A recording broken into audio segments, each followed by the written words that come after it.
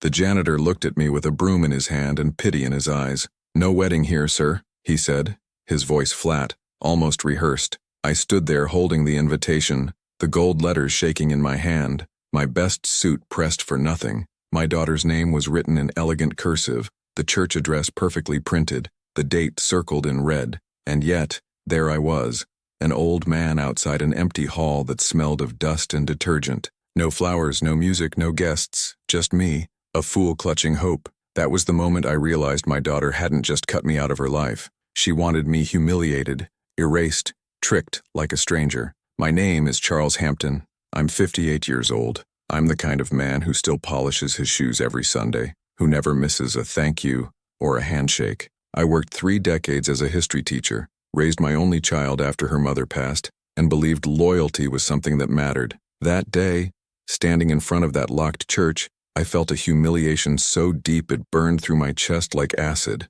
I'll tell you exactly how a father ends up abandoned like that, how bitterness and betrayal can grow roots in your own blood. You'll see the neighbors who whispered, the family who turned their backs, and the daughter I thought I knew better than anyone. But you'll also see what happens when silence sharpens into steel, because a man can only be humiliated for so long before dignity rises like a storm. I didn't argue with the janitor. I thanked him, folded the fake invitation along its gold crease, and slid it back into the inner pocket of my suit jacket, like a bad photo you don't have the strength to tear. He tilted his head, searching my face as if I might crumble there on the church steps. That stretch of sidewalk on 118th Street was quiet, except for a bus sighing at the corner and a woman tugging her little boy away from a cracked puddle. Inside the glass doors, the vestibule lights were off. Across the street, the deli's neon open flickered, half dead. I stood still long enough to feel the sweat cool under my collar. "Sir, you okay?" the janitor asked. "I'm a father," I said, voice steadier than I felt.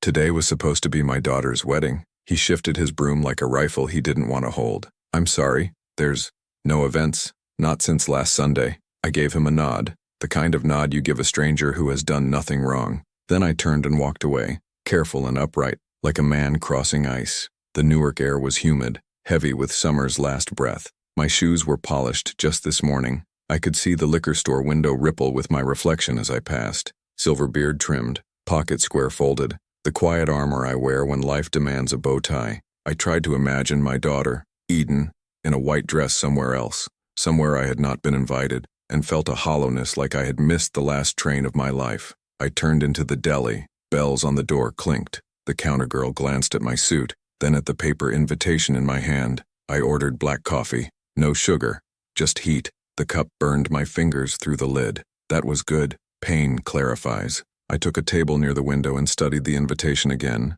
The script was elegant, the kind of font you pay extra for. Date, September 19th. Time, 2 o'clock. Church, St. Bartholomew's. My name was nowhere because a father's place is assumed, like pews and rings and breath. I had been proud when it arrived in the mail. Now I noticed the return address was a P.O. box, no registry link, no RSVP card. Details I should have caught if love hadn't been fogging my glasses. The coffee tasted like asphalt and honesty.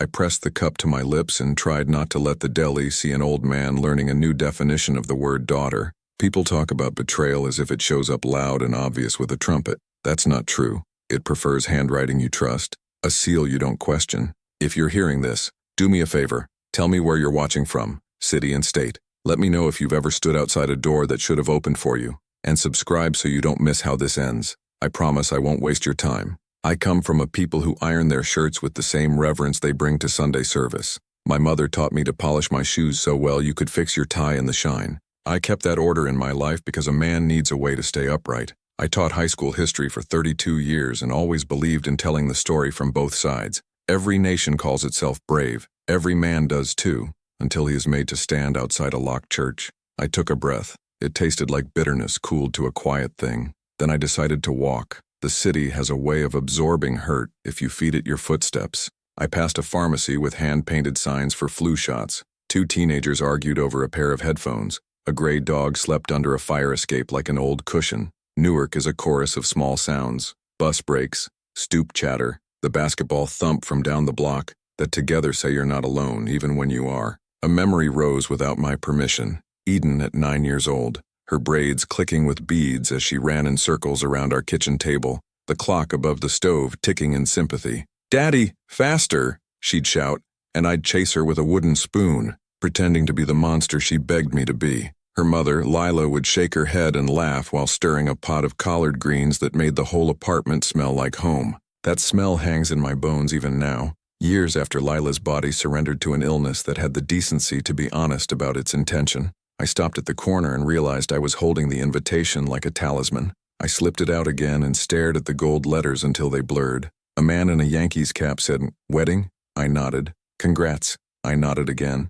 There's a silence fathers learn when their children become strangers. The silence between the question asked and the answer you refuse to speak. I took another turn and found myself in front of St. Gabriel Baptist Church, not St. Bartholomew's. It wasn't where the invitation had sent me, but I knew the pastor there, Reverend Winfield, a man with shoulders like pews and a smile that could forgive broken benches. He was out front, sweeping leaves from the steps in that ritual caretakers have when they don't trust weather to behave. He looked up and smiled. "Brother Hampton," he said, "you look sharp today." "Trying to match the sky," I replied. "Come in for a minute." I got cold water and air conditioning that almost works. Inside, the sanctuary smelled of wood polish and old hymnals. The light fell in slanted lanes across the pews, dust dancing the way it does when you stop trying to control everything. We sat. He handed me a bottle of water. I told him everything in as few words as possible. He didn't interrupt. That's a rare discipline in a world hooked on its own voice. When I finished, he tapped the cap of the water with his thumb. "I've buried a lot of fathers," he said. "Not all of them were dead when I did." "I don't want to be buried," I said. "Not like that." He nodded. "Then stand up. That's first. And don't do anything that writes the next chapter in anger. Anger's a lazy author." His words brushed me like a warning hand. Maybe he saw it in my face already, the storm gathering quiet force. I'm a calm man by habit and by decision, but calm is not the absence of rage. It's rage that learned its manners. I thanked him, left, and made one promise to myself as I stepped back into the afternoon. I would know why. Not the easy why. The real one you find behind the door that locks itself. On the bus ride home, an older woman complimented my tie and asked if it was silk. I told her it was a gift from a student's mother. A thank you after I'd helped her son navigate a mess he didn't deserve. Life moves in circles like that. You lift someone, and years later you're the one trying not to buckle. My stop came. I climbed down careful to keep my suit neat,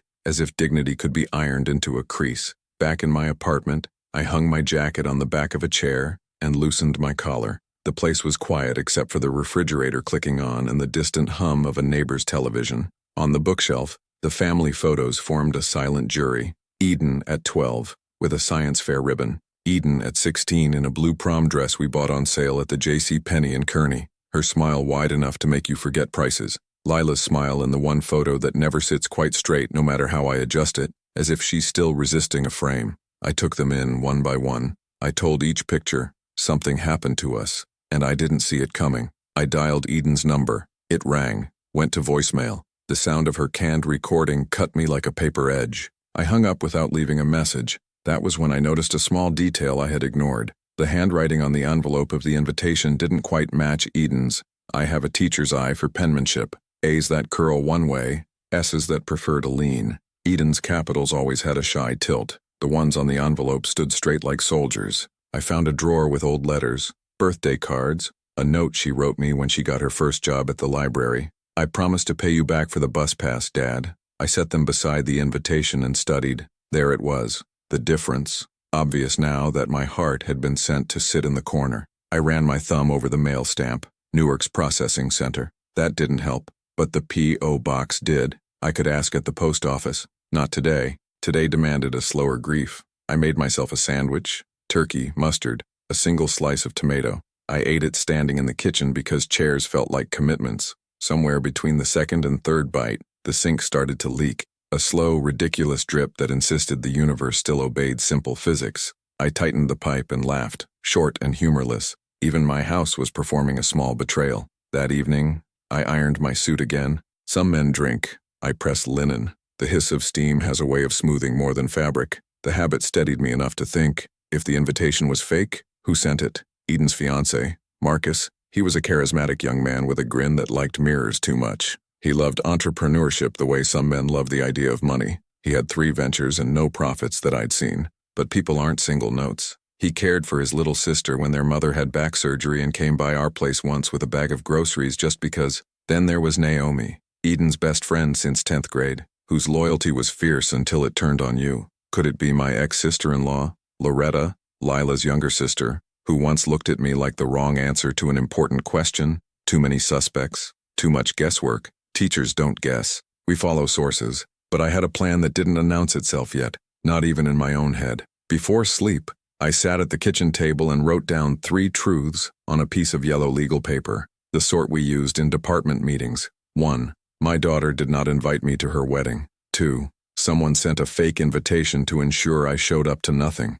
3. The purpose was humiliation. Then I wrote one question. Why? I let the question sit on the table like a 4th plate at dinner. Morning arrived in a gray suit of its own. I woke early, made toast with cinnamon like Lila used to, and walked to the post office when it opened. The clerk behind the glass had a voice like gravel dragged across a floor. I asked about the P.O. box, presented the envelope as if I were offering evidence in a small trial. He shook his head. Couldn't give box holder info without a court order. Rules are rules. I thanked him, slid the envelope back, and stepped aside so a man with a stack of packages could conduct his business. Bureaucracy doesn't bend for bruised hearts. As I stepped into the sunlight, my phone buzzed. A text. Unknown number. It was a photograph of me standing outside St. Bartholomew's the day before, looking down at the invitation. The angle suggested a car window, passenger side. Beneath it, a message. Should have stayed in your lane, old man. No signature.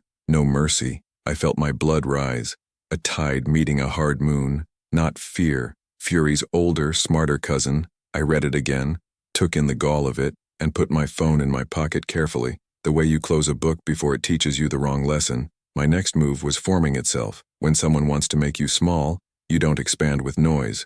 You widen with quiet. I took a bus to the neighborhood where Eden rented an apartment with Marcus. A thin building with peeling paint, a stoop decorated with dead mums a tenant had forgotten to water. I sat across the street on a city bench with a plaque dedicated to a man whose name I didn't know, and a date that said he had been loved. I waited. An hour passed. A mailman came and went. A young mother cajoled a stroller that preferred to turn left. Then Eden emerged. She wore a denim jacket the color of a faded sky and carried a reusable bag from a health food store. She walked quick, the old determined pace of a girl who used to beat me to the library door on Saturdays. I stood and stepped into her path. "Daddy," she said, hand going to her chest. "You scared me. Good morning, Eden." Her eyes flicked to my suit, to my shoes, then back. A daughter cataloging a father's condition. She looked beautiful. She looked like a stranger who borrowed my child's face. I smelled coconut oil in her hair, saw the little freckle near her left ear Lila used to kiss.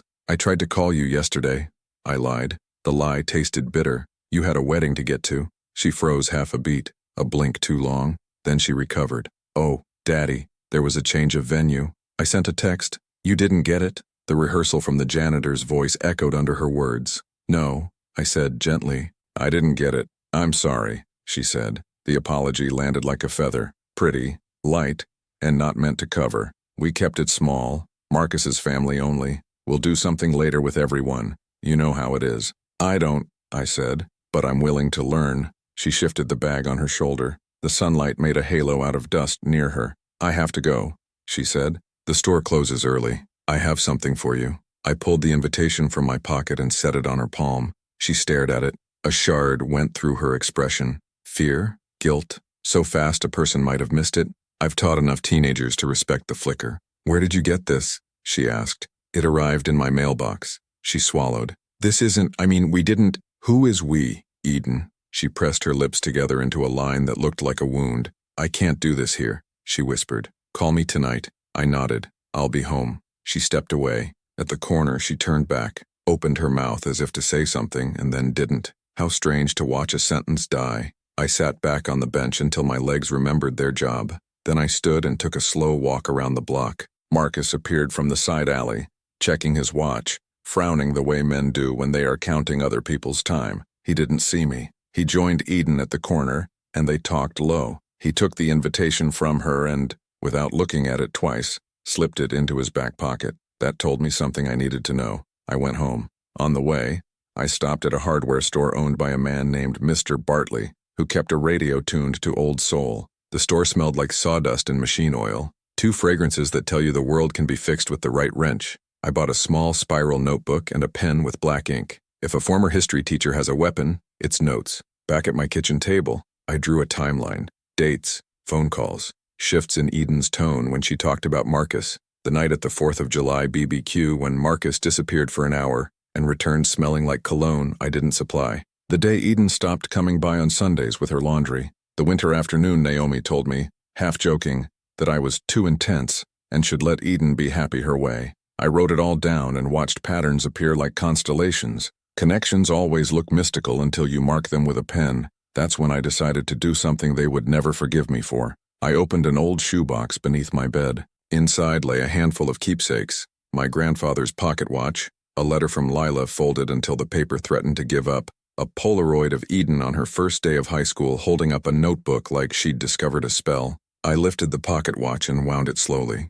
The ticking filled the quiet. Time doesn't care about our feelings. It only keeps moving. The rest is our responsibility. I needed more information. I needed to know if Marcus or someone close to him had the malice and the access to plant that fake invitation and to take that photo of me at the church. So I called a former student, Isaiah, now a reporter at the local paper. He owes me nothing, but gratitude is a currency that doesn't die the way money does. "Mr. Hampton," he answered. In his voice I heard the 15-year-old who once couldn't stop tapping his pencil. "Isaiah, I need a favor. Quietly, for you, anything. You got me into college, man. I need to trace a P.O. box if possible, and I need to know who's been asking about me lately. Any social media crumbs, any photo metadata, anything you can ethically—" I stopped. I am still a teacher. "Anything you can legally find." He paused. "Text me the details. I'll poke around." I did. Phone numbers. The P.O. box. The photo with its cruel caption. Then I stood at the window and watched the street perform its usual theater.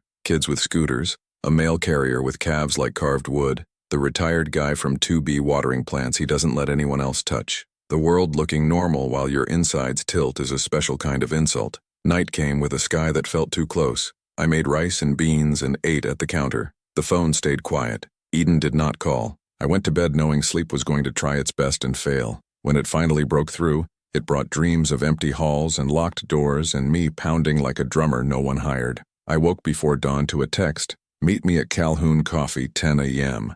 Don't tell Marcus. E." The cafe was on Bloomfield Avenue, a place with chalkboard menus, and an older barista who had learned patience long ago. I arrived early, sat near the window. The barista recognized me, nodded at my suit. "Your usual?" he asked. "Yes," I said, and then, as he poured, I added, "Where are you tuning in from today? I know that deal with your brother in Philly had you commuting." He laughed. People like to be asked where their lives are happening. By the time Eden arrived, the cafe had filled with the morning's best sort of noise. She slid into the chair, eyes rimmed red.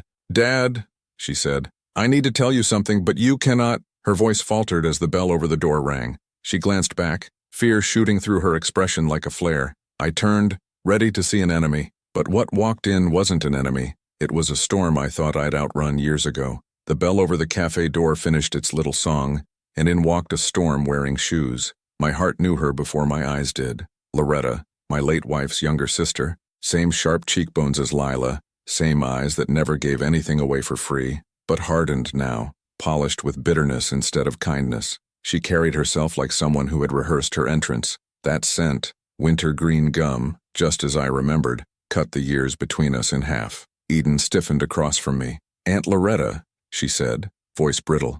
Loretta smiled, but it was a smile that wanted something broken. "Charles," she said, as if tasting my name for the first time. "And my dear Eden, what a coincidence." Coincidence was a lie. She walked straight to our table, her heels announcing judgment with each click. She didn't ask to sit. She lowered herself into the chair between us, uninvited, as if she had been waiting for this exact moment for years. "You always did like silk ties, Charles," she said, fingers brushing the table, "still trying to dress above your station." Eden's eyes shot to me, then to the barista, then back. She was trapped in the crossfire of something older than she was. I took a sip of coffee, steady as a judge. Loretta, still chewing that gum like it owes you money. For the first time, her smile cracked, a tiny fissure. "Why don't you tell him?" she said, turning to Eden. "Or should I?" Eden's lips parted, but no words came out. She looked at me with something between apology and fear. Loretta leaned in, lowering her voice just enough to force me closer.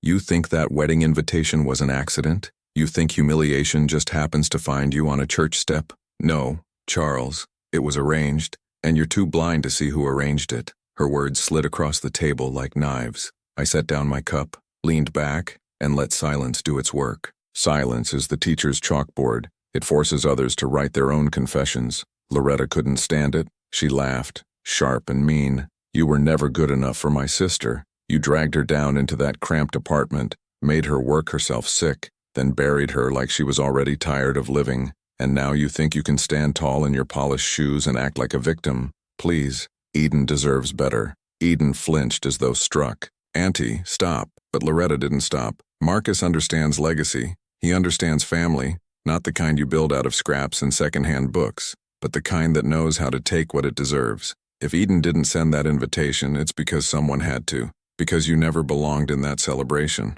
I heard every word, but underneath them, I heard something more important. Confession dressed as insult. Loretta had touched the plan too closely. I folded my hands, fingers steady. Funny thing about family, Loretta. Blood doesn't always mean loyalty. Sometimes it just means the knife goes in deeper. Her eyes narrowed. Eden looked like she might cry. The cafe's chatter rose around us, clinking cups and milk steamers singing, while our table became a courtroom. I'll be leaving now, Loretta said, standing. But Charles, don't dig into things you're not prepared to bury. Some truths will eat you alive. She left a gust of cold behind her. Eden grabbed my hand. Her grip was trembling. Daddy, I didn't know about the invitation. I swear to you. But Marcus, he and Aunt Loretta, they've been meeting, talking. She says she's protecting me, but she cut herself off, scanning the cafe as if Marcus himself might walk in. That was when I decided to write down every name that stood between me and the truth. Loretta, Marcus, and maybe even Eden. On the walk home, I carried a new weight. Loretta had always hated me. Back when Lila was alive, she'd made little comments about my paycheck, the way I read books instead of chasing money, how I cooked cheap meals instead of taking Lila out to steak dinners. I used to laugh them off. Lila would squeeze my hand and whisper, "Ignore her. She doesn't know joy when it sits at her table." But years later, those comments had grown teeth. In my apartment, I pulled out the spiral notebook. Page 1 already held my timeline. I started a new page. Suspects, motives, methods. Marcus wants distance between me and Eden. Knows I distrust him. Potential gain. Inheritance if Eden and I fall apart. Method, easy access to invitations. Tech-savvy enough for fake printing. Loretta, hatred as old as grief. Wants me humiliated, erased. Potential gain. Control over Eden. Access to Marcus's circle. Method, contacts. Spite, cunning. Unknown third party.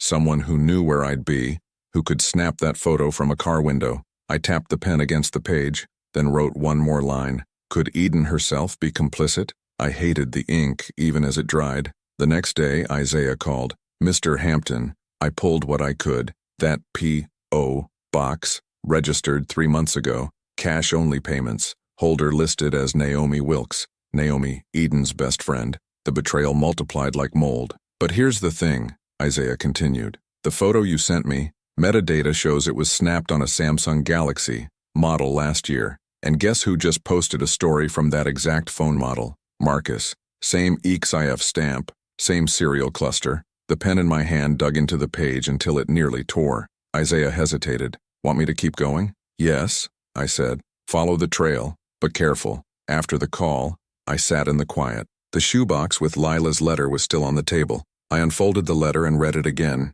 She had written, "Take care of Eden with your whole soul, even when she doesn't want you to, even when she thinks she hates you. That's when she'll need you most." Her words were a knife and a bandage at once. That evening, Eden called. Her voice was shaky. "Daddy, can we meet tonight? Not the cafe. Somewhere quiet, somewhere nobody knows." Where? The old library steps. 9 o'clock. The library was where she learned to read chapter books, where we spent hours in cool air while summer burned outside. Meeting there felt like fate circling back. I arrived 10 minutes early. The streetlights buzzed, and the building loomed like a retired guardian. Eden showed up with her jacket zipped high, her hair pulled back tight. She sat beside me, silent for a long time. Finally, she whispered, "I didn't send that invitation, but Marcus knew about it. Aunt Loretta gave him the idea. She said you'd only ruin the day, that you'd embarrass me in front of his family. Daddy, I don't know who to believe anymore. Her words cut me, but they also stitched something new.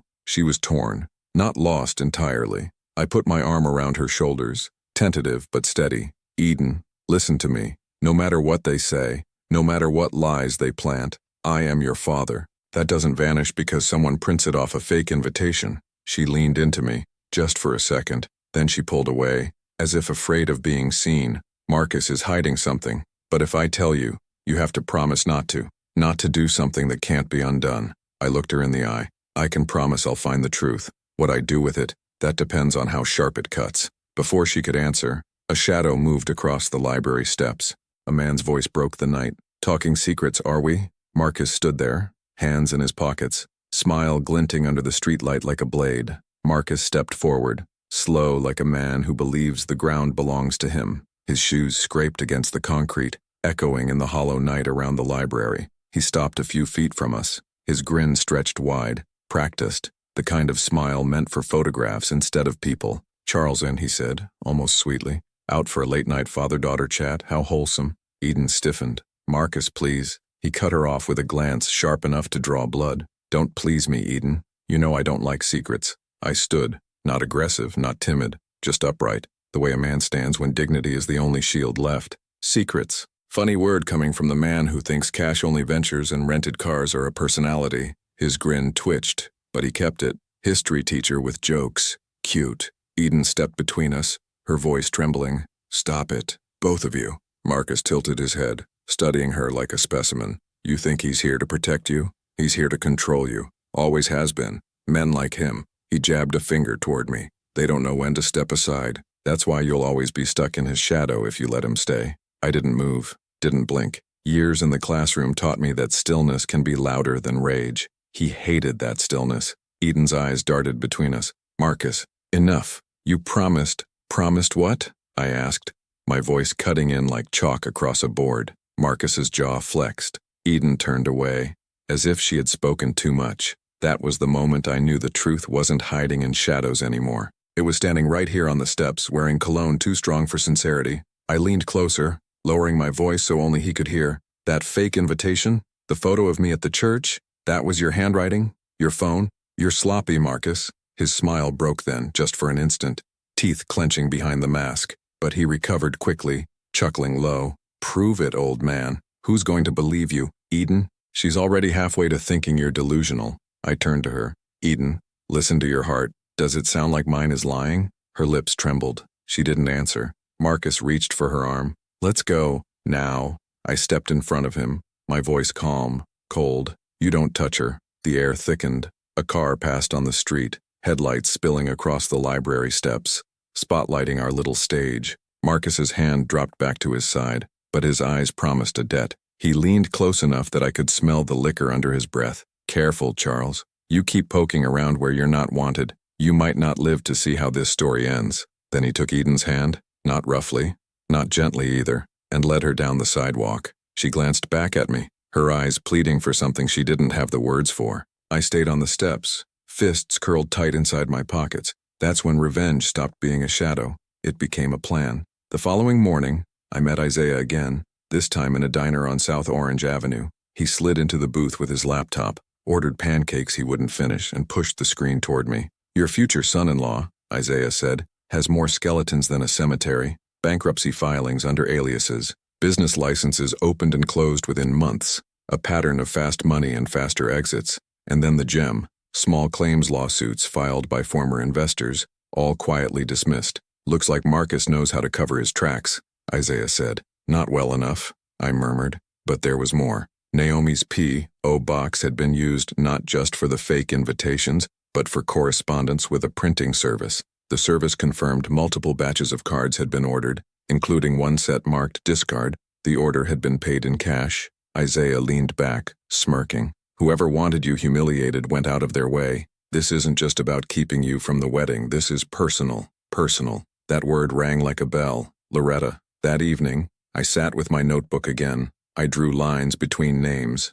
Marcus, Loretta, Naomi, a triangle of betrayal. Eden floated in the center, a heart caught in the geometry of manipulation. I wrote, "They think I'm old, they think I'm tired, they think wrong." The shoebox was still on the table. I opened it again, pulling out Lila's photo. Her eyes, warm, defiant, alive, looked back at me as if she were still daring me to rise. I whispered, "I'll protect her, even if it's from herself." 2 nights later, Eden appeared at my apartment. No warning. She stood in the doorway like a runaway, her eyes swollen from tears. "Daddy," she whispered, "I need help." I let her in. She collapsed onto the couch, hugging herself. "Marcus isn't who I thought," she confessed. "He's been controlling, watching my phone, checking my emails. And Aunt Loretta, she keeps telling me he's the future, that you're the past. I don't know what to believe anymore." I sat beside her, placed a hand on her shoulder. "Believe what you feel when you look in the mirror. Does it look like freedom or does it look like chains?" Her breath shuddered. She leaned into me like she had when she was 9, hiding from thunder. "I want out," she whispered, "but he won't let me." The words lit a fire I'd kept buried for years. I didn't sleep that night. Instead, I walked the streets of Newark, the city lights painting my thoughts in harsh yellow. I passed the deli again, the liquor store, the church that had stood empty. Everything was the same, except me. I wasn't the man holding a fake invitation anymore. I was the man writing a new one. At dawn, I drafted a plan in my notebook, step by step, dates, locations, players. My revenge would not be loud, it would be deliberate. But first, I needed proof, undeniable, unshakable proof. The next day, Isaiah called with urgency in his voice. "Mr. Hampton, you won't believe this. Marcus just rented a storage unit under Naomi's name, paid 6 months in advance. Want to guess where? Where? Same block as that P.O. box." The puzzle tightened. I asked Isaiah to meet me there. We drove in his old Honda, the kind of car that rattles but refuses to die. The storage facility was a maze of metal doors painted in fading red. The manager, a weary man with nicotine fingers, let Isaiah in under the pretense of a journalistic piece. Inside Marcus's unit, the truth bloomed. Boxes stacked high, filled with discarded invitations, fake business proposals, forged documents with different names but the same handwriting, and tucked into one corner, a photo album, photos of Eden, some recent, some years old, all printed without her knowing. I held the album with gloved hands. "This isn't business," I said. "This is obsession." Isaiah's face paled. "This guy's dangerous." Dangerous was an understatement. That night, I confronted Eden again, showed her the evidence. Her hands shook as she flipped through the album. "This is sick," she whispered. "It's control," I said. "It's who he really is." Tears slid down her face. "Daddy, what do we do?" I closed the album, steady as stone. "We take back your freedom, and we do it in a way he'll never forget." Her eyes widened. I mean justice," I cut in. "But justice dressed in the clothes of revenge." She shivered, but she didn't pull away. 2 days later, I received another text. No number, just words. "You're in too deep. Last warning." Attached was a photo of me and Eden on the library steps. This time, Marcus wasn't hiding. He was in the frame too, his smile carved wide, eyes daring me. I looked at the picture until my hand stopped shaking. Then I wrote one sentence in my notebook. "The next move is mine." The following Sunday, I walked into St. Gabriel's Baptist Church, same one where Reverend Winfield had offered me water and caution. After service, I pulled him aside. "I need your help," I told him. He studied me, eyes heavy with knowing. "Help for revenge or help for truth?" "Both," I said, without shame. He nodded slowly. "Then be careful, Charles. Vengeance is a river, easy to fall in, hard to swim out." "I don't intend to swim," I replied. "I intend to build a bridge." He didn't argue. He just placed a hand on my shoulder and said, "Then may God guide your hammer." Later that night, I set the plan into motion. Step 1, expose Marcus publicly. Step 2, sever Loretta's influence. Step 3, restore Eden's faith in her own strength. But even the best plans tremble before storms, because as I was finalizing my notes, the door to my apartment rattled. Someone was trying the lock. I rose slowly, heart steady. The handle turned once, twice, then silence. A shadow moved across the peephole. Whoever it was, they knew where I lived, and they weren't afraid to knock next time. The rattle at my door stayed in my chest long after the footsteps faded. I didn't open it. I just stood there, hand on the knob, listening to the silence that had crept back in like a thief too lazy to run. Whoever it was wanted me rattled, but rattled men make mistakes. I wasn't about to give them that satisfaction. I pulled the shoebox from under the bed again and slid it onto the table. This time, I didn't just open it. I spread its contents across the wood like cards in a gambler's hand. Lila's letter, the pocket watch, photos, the Polaroid of Eden on her first day of high school. These weren't just keepsakes anymore. They were weapons, not the kind that cut skin, but the kind that remind a man who he is when the world tries to erase him. I whispered to myself, steady as a prayer. A man without memory is clay. A man with memory is steel. Then I began forging. Step 1 of my plan wasn't about Marcus. It was about Eden. You can't free someone from a cage if they believe the cage is home. I called her early, before Marcus could check her phone. Meet me at the farmer's market on Ferry Street, 11 sharp. She hesitated. Daddy, he won't follow you there. Trust me. The market was alive with chatter and the scent of peaches, tomatoes, and fried empanadas. I waited by the flower stand, hands behind my back, suit pressed, even though the August sun tried its best to wrinkle me. Eden arrived in a sundress, sunglasses hiding her eyes, moving quickly like a fugitive in plain sight. I handed her a bouquet of sunflowers, your mother's favorite. She smiled despite herself, a small crack in the wall Marcus had built. Eden, I said, walking with her through the stalls, I need you to remember who you were before all this. Before Marcus, before Loretta. Do you remember? She bit her lip. I remember the library. I remember our kitchen dances. I remember... She stopped, eyes glistening. I don't know who I am anymore. That's what they want, I told her. But you're not theirs to define. I slid a flash drive into her palm. On this is proof of Marcus's lies. The lawsuits, the fake documents, the storage unit. Look at it when you're ready, not before, and hide it where he'll never find it. She tucked it into her bag, fingers trembling. Daddy, what if he... Then you'll know what chains feel like, and you'll know why they have to be broken. Her breath shuddered. She hugged me suddenly, fiercely, like the little girl who once begged me to chase her around the kitchen table. Then she pulled away, wiping her eyes. I'm scared. Good, I said. Fear means you're awake. Step 2, cut Loretta out of the picture. That evening, I showed up at her house, a small brick duplex she inherited from her mother, the lawn trimmed within an inch of its life. She answered the door with her gum cracking, lips painted the same cruel red I remembered. Charles, she said flatly. Came to beg? No, I replied. Came to remind you who you're playing with. She laughed, sharp. You, please. You're an old man clinging to dignity like it's a lottery ticket. I stepped closer, lowering my voice. I've got copies of every fake document Marcus filed, every scam he ran, and I've got evidence tying your name to that P.O. box. If I decide to walk into the police station tomorrow, you'll both be answering questions you're not ready for. Her gum froze between her teeth. You wouldn't. Try me, I said. For the first time, I saw it, fear flickering in her eyes. She slammed the door, but fear is all I needed. At home, I wrote in my notebook, Loretta shaken, Marcus next. But the fight wasn't just with them. It was with the part of me that wanted to swing too hard, too fast. Reverend Winfield's warning echoed. Vengeance is a river, easy to fall in, hard to swim out. I wasn't interested in drowning. I wanted them to drown themselves. So I set bait. The next day, I called Marcus, calm, even, as if I were offering coffee. Marcus, let's meet.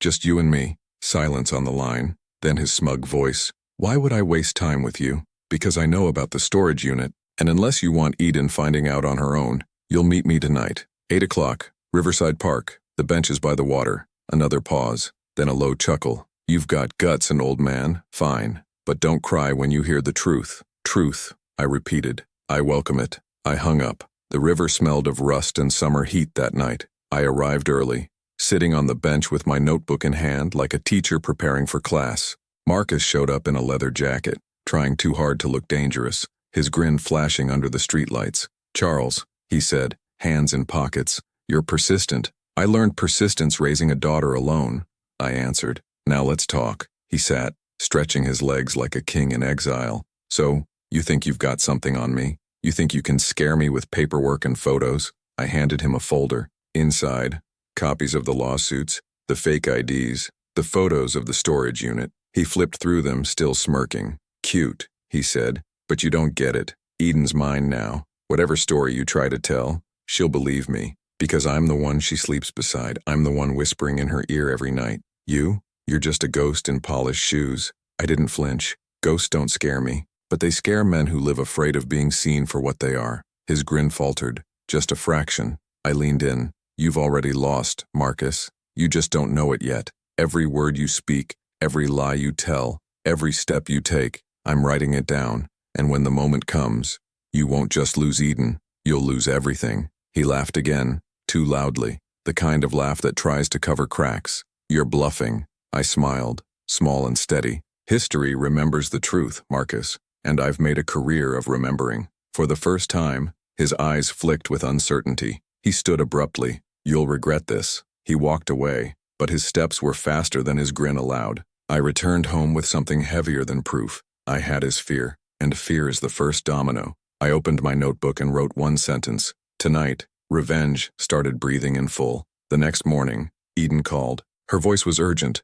"Daddy, something's happening. Marcus is furious. He says you threatened him. He says you're dangerous." I sighed. "Of course he does. That's the oldest trick. Paint the other man mad before people see your own madness." "I don't know what to do," she whispered. "He's watching me closer. He doesn't even want me leaving the apartment anymore." I steadied my voice. "Then you need to decide, Eden, whose voice you trust more, his, or the father who's been here your whole life." She cried softly into the phone. "I don't know if I'm strong enough." "You are," I said, "because you're your mother's daughter." Silence stretched. Then, faintly, "I'll try." That evening, as I was preparing dinner, my phone buzzed again. Another unknown number, another photo. This time, it was my apartment door, my lock, my welcome mat, taken from just inches away. The message read, "Next time, we don't knock." I stared at the screen, my pulse steady, my resolve sharper than the knife in my hand. Whoever sent it had made one mistake. They thought intimidation was power, but intimidation is only noise, and noise always fades before the storm. The photo of my door burned in my pocket all night. I didn't sleep, but I didn't pace either. I sat at my kitchen table with the yellow legal pad spread open, writing and rewriting the plan until the paper was scarred with ink. I wasn't going to the police, not yet. The law could fail, be bent, bought, delayed. What I needed wasn't a courtroom verdict. I needed something heavier, exposure. History has taught me that the strongest empires don't collapse from outside invasions. They rot from within when the truth can no longer be denied. That's how I was going to end Marcus. Not with fists, not with shouting, but with a collapse so public he couldn't recover. Step 1. Get Eden on record. I called her the next morning. "Eden, I need you to meet me. Somewhere Marcus won't think to look." She hesitated. "Where?" "Southward Community Church. Noon. Tell him you're running errands." When she arrived, she was pale, nervous. Her hands fidgeted with the hem of her jacket. Inside the small office, Reverend Winfield sat with us, his presence like a calm tide. "Eden," I said gently, sliding the recorder across the table, "I need you to tell your story. Everything Marcus has done, every fear you've swallowed, not for me, for yourself, and for protection when the storm breaks." Her eyes welled. She looked at Reverend Winfield, who nodded slowly. So she spoke, about Marcus checking her phone, about him shouting when she visited me, about Loretta whispering poison about how I had ruined her mother's life, about the way Marcus insisted she quit her job because a wife doesn't need outside distractions. Each word was a nail in the coffin he had built for himself. When she finished, I stopped the recorder and slid it into my pocket. "You're safe," I told her. "You've spoken your truth, and soon, the whole world will hear it." Step 2. Bait the trap. I needed Marcus and Loretta to reveal themselves without realizing it. So I turned to the one place where masks are hardest to keep on, family gatherings. I called Loretta. My voice was steady, almost casual. "We should talk. Sunday dinner. My place. Just the three of us. And Eden, of course. Let's settle this like family." She laughed, suspicious. "Why would I walk into your den?" "Because you can't resist a stage," I answered. There was silence. Then, "Fine, but don't expect mercy." Good. Mercy wasn't on the menu. Sunday came. I cooked collard greens the way Lila used to, fried chicken crisp enough to sing when bitten, cornbread golden and waiting. The apartment smelled like memory, like a past Loretta couldn't rewrite no matter how bitter her tongue. Eden arrived first, eyes darting, relief softening her shoulders when she saw the table set like home. She helped me place the plates, her hands shaking less than before. Then came Loretta and Marcus together, like twin storms. Marcus wore a smirk as sharp as his tie. Loretta chewed gum, jaw working like she was chewing through me. "Looks cozy," Marcus said, scanning the table. "Shame it's built on lies." I gestured to the chairs. "Sit, eat, talk." We sat, plates passed, food untouched. The silence grew heavy until Loretta broke it. "Charles, you've been poisoning Eden against her own husband." whispering lies, digging up dirt, waving papers like a preacher with no scripture. I leaned forward, calm. The dirt dug itself. You just tried to plant flowers on top. Marcus chuckled. You think you've got proof? Please. You've got nothing that sticks. That's when I pressed play. The recorder sat in the middle of the table, Eden's trembling voice filling the room. Her words spilled into the air like a verdict. Marcus's control, Loretta's manipulation, the lies, the fear. Marcus's smile snapped off his face. Loretta's gum stopped cold. Eden's hands shook, but her eyes locked on them with something fierce, something free. Where did you get that? Marcus hissed. From the only person whose truth matters here, I said. Loretta leaned forward, her face twisting. You think this will ruin us? You think a little recording makes you king again? No, I said. It makes me a father again. Marcus slammed his hand on the table, rattling the plates. You'll regret this. But his rage wasn't the threat he thought it was. It was a confession, loud and unguarded. They stormed out together, slamming the door so hard the photos on my wall rattled. Eden stayed behind, tears streaming, but this time they weren't from fear. Daddy, she whispered. Thank you. I pulled her close. It's only the beginning. They won't stop until they've destroyed themselves. All we have to do is let them. The very next day, Isaiah called with urgency. Mr. Hampton, you're not gonna believe this. I traced Marcus's finances deeper. He's been funneling money through Loretta, fake charities, shell accounts, and guess what? The IRS is already sniffing around. A smile crept across my face, slow and certain. Then all we have to do is push. Isaiah hesitated. Push how? I looked out the window, at the city breathing its usual song. With light, they've lived in shadows too long. Step 3, the unveiling. I reached out to a former colleague from the school district. He's now running a local community newsletter. A small platform, but trusted. Exactly what Marcus and Loretta couldn't manipulate. I handed her the files Isaiah compiled, the photos from the storage unit, and most importantly, Eden's recording. She listened, her eyes widening, pen scribbling furiously. This is big, she said. You sure you want this public? I want it permanent, I answered. She nodded. Then consider it done. 2 days later, the story dropped. Headline: Community teacher uncovers family web of lies. A cautionary tale of power and control. It wasn't flashy, but it spread. People read it, shared it, whispered about it at barbershops and churches and grocery store lines. Names carried weight in Newark, and Marcus's name was now soaked in mud. Loretta's too. Eden came to me that evening, her phone buzzing with messages, some from friends offering support, others from Marcus's circle, full of venom. Her eyes were wide, almost disbelieving. Daddy, it's out there. Everyone knows. I nodded. Now the fight isn't in shadows. It's in the open. And in the open, the truth doesn't lose. But victories have prices. That night, another message came. A video this time. Marcus's face filled the screen, recorded in some dark room, his voice low and venomous. You think you've won, Charles? You've just started a war. And wars don't end with articles. They end with funerals. The video cut to black. I stared at the screen, my jaw set. Then I wrote the final line in my notebook for the night. If it's war he wants, he'll learn what kind of soldier memory makes of a man. Days passed. The city buzzed with the story. Marcus's ventures collapsed as investors pulled out. Loretta stopped showing her face at church. But pressure creates danger, and danger doesn't go quietly. One evening, I returned home to find my apartment door ajar. I stepped inside, heart steady, eyes sharp. The shoebox was gone. Not the photos, not the letters, just the shoebox itself, as if mocking me. On the table, in its place, sat a single sunflower, and underneath it, a note scrawled in handwriting I knew too well. You'll never save her. She's already mine. I didn't touch the sunflower. I stood over it like a detective at a crime scene and let the fury pass through me without taking the wheel. Someone had been inside my home. They wanted memory itself to feel stolen. The shoebox mattered because it was the altar where I kept my reasons. They thought taking it would make me forget. They were wrong. I picked up the note with tongs from the kitchen drawer, metal against paper, a little absurd, a little necessary, slid it into a zip bag and placed the flower in the sink. The pipes hummed. My heart did not. I called Eden. Are you safe? Yes, she whispered.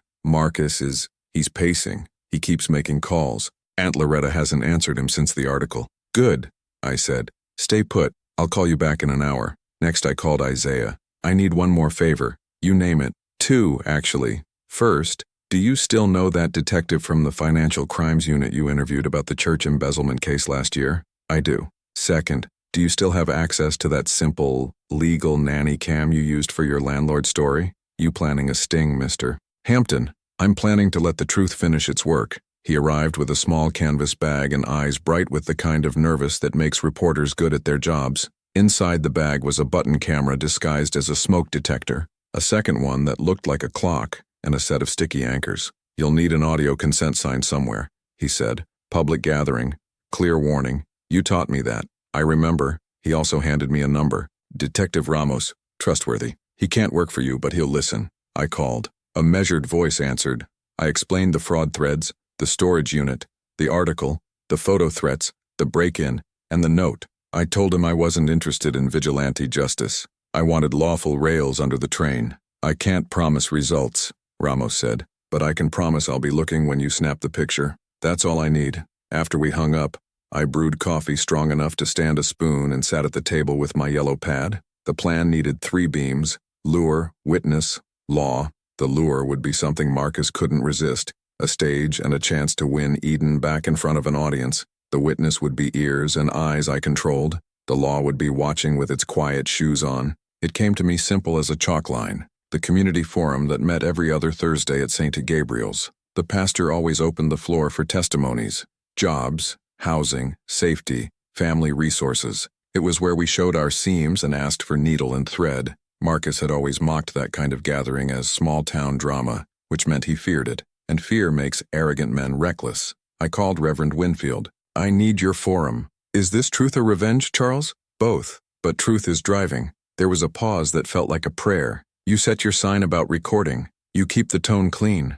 The rest will leave to God and good planning. I thanked him. Before we hung up, he said, remember, a fire can warm or burn. Keep your hand above it, not in it. I installed the 2 cameras that night, one in the church hall clock, one in a smoke detector near the podium. The placard went by the door. Tonight's forum will be recorded for community safety and transparency. Plain, decent, indisputable. Detective Ramos texted, understood, I'll be nearby. The next day I sent one text to Marcus. Eden and I will be at the St. Gabriel Community Forum, Thursday at 7.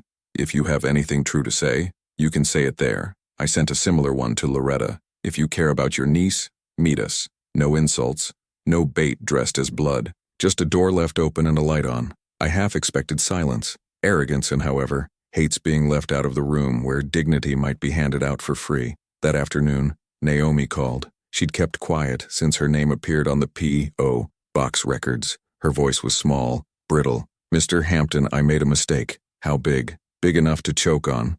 Loretta paid me to open that P.O. box, said it was for surprises for Eden. I didn't ask questions. I'm sorry. Then come to the forum, I said. Apology means more when it has a spine. She agreed. The line clicked off. I set the phone down and wound my grandfather's pocket watch until its heartbeat felt like my own. That's when I decided to do something that would have scared me a month ago. I took Lila's letter out of the zip bag where I kept it safe and slipped it into my inner breast pocket. Not as a relic, as a compass. The hall filled early. Newark does that when a story catches wind. People show up to see who will stand straight and who will stumble. Elderly women with Sunday hats even though it was Thursday. A teenager with a skateboard tucked under his chair. The barber from the corner shop. The deli girl from that day I learned humiliation has a smell. They sat in folding chairs that creaked like honest bones. They knew me as Mr. Hampton, the teacher who never raised his voice but could still silence a room. Eden arrived beside me, shoulders squared, eyes clear in a way I hadn't seen in months. She wore a simple dress and no makeup, the kind of beauty that refuses stage lights. Naomi slipped in and took a seat near the side aisle, wringing her hands. Loretta walked in late, red lipstick like a warning sign, chin up, gum chewing an old drumbeat. And then Marcus came, without swagger for the first time, his smile set like a mask someone had stapled to his face at a bad party. Reverend Winfield opened with a prayer about storms and anchors, the kind we've all heard and too few of us live. He made brief announcements, reminded everyone of the sign about recording, and then said, "Tonight we have testimonies about family. If you speak, keep it truthful. If you listen, keep it kind." He looked at me and gave the smallest nod. It felt like a blessing and a warning in the same gesture. I took the podium. The wood was warm where countless hands had steadied themselves. I told the room about the fake wedding invitation without naming names. I told them about the locked church, the janitor, the deli coffee that tasted like asphalt and honesty. I told them how humiliation tries to make a home in a man's chest and how a man can choose to evict it by standing up straighter. I spoke as if I were teaching again, chalk dust in my lungs, facts lined up like dates on a timeline. There wasn't a sound except the slow, sympathetic coughing of an old air conditioner. Then I said, "The people who did this to me are in this room. They can choose truth tonight or keep chewing the kind of lie that rots the jaw." I stepped away from the podium and stood beside Eden. The cameras hummed their little mechanical hums. It was time. Naomi stood first. Her apology was not pretty. Truth often isn't. She admitted to the P.O. box, to the envelopes, to the cash. She said she had believed she was helping protect Eden from a father painted as controlling. She said fear makes fools of friends. She pointed to herself. She didn't point to me. I respected that. Loretta stood next without being asked because pride hates being outdone. She called me small, called me hungry for control, called me a man who hid behind pressed shirts and long words. She talked of Lila like she alone had loved her. I let her talk. You don't cut off a confession just because it wears the clothes of an accusation. Marcus stood last, smirk faltering, voice too loud. He said I had manipulated the press. He said Eden was confused. He said the storage unit was staged, the documents fake. He said, words like bullets that hadn't been loaded right. I let the room hold silence for 3 breaths. Then I took out my grandfather's pocket watch and set it on the podium. I took out Lila's letter and set it beside the watch. Tokens, yes, but not just. Anchors. Marcus, I said, truth doesn't mind light. It doesn't squint. It doesn't look for exits. I lifted a small remote and tapped it once. A projector hummed to life behind us, the church's old white wall turning into a screen. Isaiah had queued up images captured legally, time-stamped and plain. There it was, the storage unit door rolling up, Marcus inside, his posture that mix of arrogance and caution that belongs to people who think they're smarter than locks. Box lids opening, the album of Eden, the fake proposals spread like counterfeit wings. His voice, captured by the unit's own motion-activated mic Isaiah had discovered existed, because scams have a way of installing their own witnesses. No one will believe a retired teacher over me. Then the second clip, my apartment hallway camera that the landlord had installed for insurance purposes, a fact he'd posted in the lobby, and no one reads signs until they're evidence. The late-night approach to my door, the sunflower, a hand sliding the note under, the face that looked up to check the number before leaning in. Marcus. Clear as noon. He wasn't alone. Loretta stood a half step behind, her mouth a hard line, a lookout painted in lipstick. A sound went through the hall that wasn't quite a gasp and wasn't quite a prayer, something between. The barber muttered, "Man," under his breath in a tone that contained a century of opinion. The teenager's skateboard thumped against his knee. I heard Reverend Winfield inhale as if he'd been holding his breath for all of us. Marcus lunged toward the podium like a man who believes velocity can outrun proof. 2 men from the men's ministry were faster, not aggressive, simply firm, hands raised, palms open. "Not here," one said. "Not in God's house." It wasn't a threat. It was a policy. Loretta didn't move. She chewed, then stopped chewing. For a second she looked human, like grief had unclenched its jaw and let sorrow show. I didn't enjoy it. I recognized it. Pain makes statues of us all. Detective Ramos stepped forward from the back, not dramatic, simply present. He approached Marcus and spoke in a voice tuned for rooms where things break. "We'll need you to come with us to answer a few questions about fraud, harassment, and unlawful entry." He looked at Loretta. "You too, ma'am." Marcus laughed like a man who has only one sound left. "On what grounds?" "On the grounds that evidence doesn't care how loudly you laugh," Ramos said, and produced a tidy stack of papers, warrants triggered by the financial filings Isaiah had connected and the unit's lease records, which the judge had moved on faster than we expected because stolen identity was in the mix. The handcuffs were quiet. It struck me as decent that some metal has learned how to do its job without noise. Eden didn't cry. She breathed. That was enough. On the way out,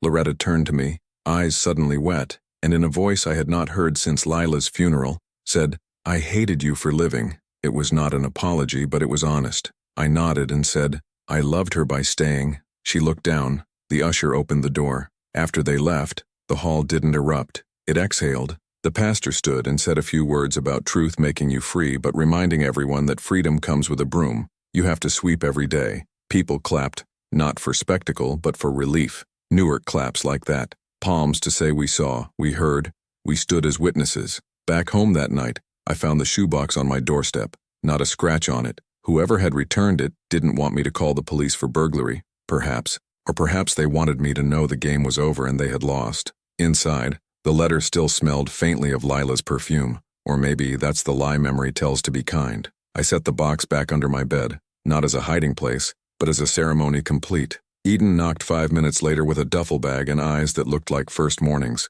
She stepped inside, placed the bag down, and took my hand. "I called a lawyer," she said. "Restraining order filed." "I called my boss. I want my job back." He said yes, then almost shy. "I called Naomi. I told her I forgive her, but I don't want her near me for a while." "Boundaries are fences you paint yourself," I said. "Good fences make good futures." She smiled. We cooked together for the first time in a long time. Nothing fancy. Eggs, toast, greens. We ate at the kitchen table where grief and planning had once argued all night, and now made room for quiet. When we were done, I took the pocket watch from my vest and placed it in her palm. Her eyes widened. "Daddy, I can't." "You can," I said. "You know what time it is better than I do now." She held it to her ear. "It's brave o'clock," she whispered, and we both laughed. A sound that lifted years like a curtain. Days turned into a rhythm. Detective Ramos called to say the storage unit had become a treasure trove for the DA, and the IRS had stopped sniffing and started chewing.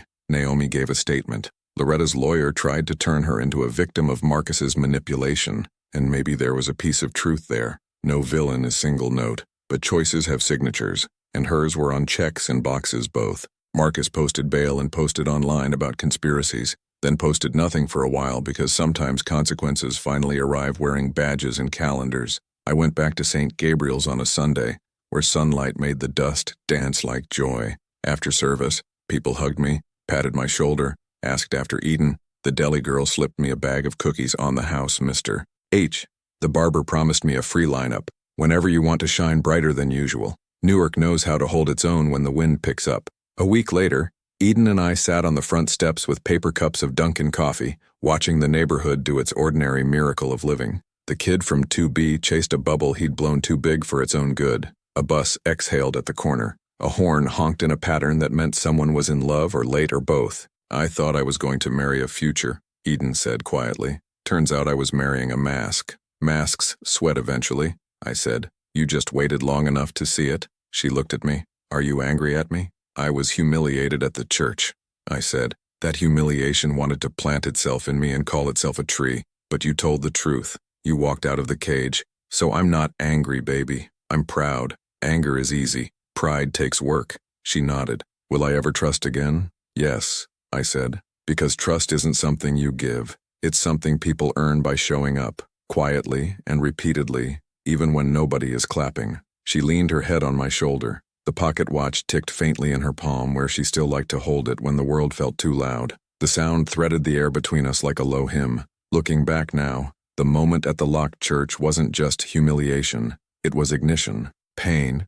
When given purpose, it becomes a map. I didn't storm the walls. I built a case, a bridge, a room with lights too bright for lies to live in. The revenge people expect is fireworks. The revenge I chose was dawn. It arrived slow, then suddenly, and once it was there, nobody could pretend it hadn't always been on its way. If you've ever been left on a sidewalk holding a promise that turned out to be paper, if you've stood outside a door that should have opened and felt the world call you a fool, hear me. Dignity is a muscle. You can train it. Start small. Tell the truth to yourself out loud in an empty kitchen. Write one line on a yellow pad. Call one friend who remembers who you were before somebody tried to rewrite your story. And when the time comes to step into light, step steady. Don't shout. Let the facts do the talking.